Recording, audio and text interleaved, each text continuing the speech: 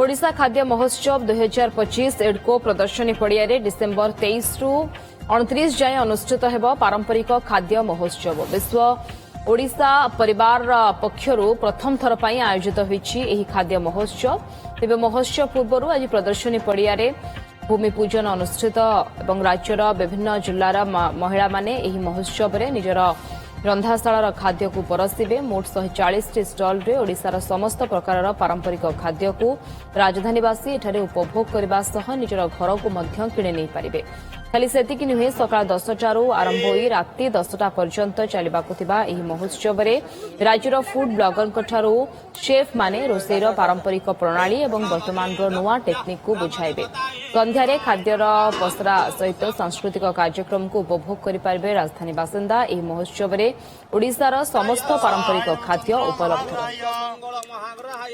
ओडिशार समृद्ध खाद्य परंपरा एक कथा वास्तव में आमे ओडिशा लोक भी जानी ना।